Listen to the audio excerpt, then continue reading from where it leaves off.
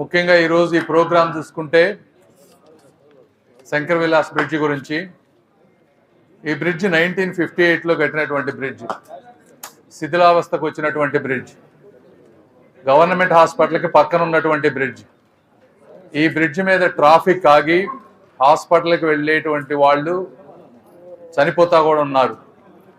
వీటన్నిటి దృష్ట్యా 40 సంవత్సరాలుగా గుంటూరు ప్రాంతానికి రానటువంటి కేంద్ర మంత్రి పదవి నాకు వచ్చినటువంటి అదృష్టాన్ని ఉపయోగించుకొని కేంద్ర ప్రభుత్వంలో ఉన్నటువంటి మోదీ సర్కార్ తోటి, మినిస్టర్స్ తోటి, అదేవిధంగా ఇక్కడ ఉన్నటువంటి రాష్ట్ర ప్రభుత్వ R&B అధికారులతోటి, మినిస్టర్ గారితో, చంద్రబాబు నాయుడు గారి సహకారంతో అతి తక్కువ టైంలో ఈ బ్రిడ్జిని తీసుకొచ్చాం మేము.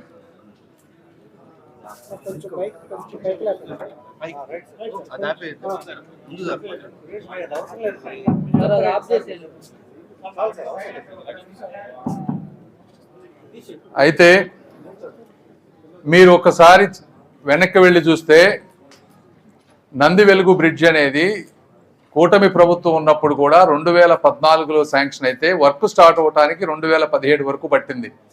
అంటే ఒక బ్రిడ్జిని తీసుకొచ్చిన తర్వాత financial sanction, administrative sanction, tender process, ఇవన్నీ కూడా అవ్వాలి అంటే జనరల్గా 2-3 సంవత్సరాల టైం పడుతుంది ఎక్కడైనా చూస్తే మీరు.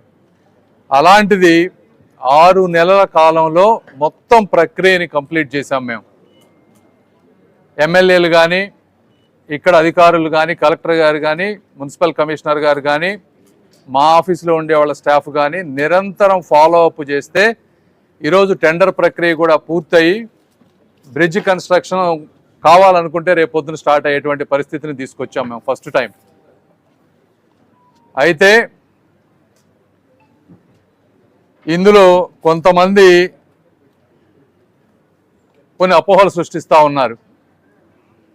నేను ఒకటే చెప్తా ఉన్నా, మీకు కొంతమందికి ఈ బ్రిడ్జ్ వల్ల అక్కడ ఎప్పటి నుంచో మీకు జీవనోపాధి ఉన్నటువంటి వ్యాపారాలు దెబ్బతింటున్నాయి. నేను కాదనటం లేదు, మాకు బాధగానే ఉంది. అయితే ఇది విశాల దృక్పథంతో చేయాల్సినటువంటి పరిస్థితి. అందులో ఇప్పుడు వచ్చినటువంటి ఈరోజు 20 మంది చెక్కులు తీసుకున్నారు, ఇంకో 40 మంది ఉన్నారు. ఈ 60 మందికి వాళ్ళంతటా వాళ్ళుగా వచ్చి ఇచ్చినందుకు వాళ్ళందరికీ కూడా కూటమి ప్రభుత్వం తరఫున మనస్ఫూర్తిగా అభినందనలు తెలుపుకుంటా ఉన్నాను.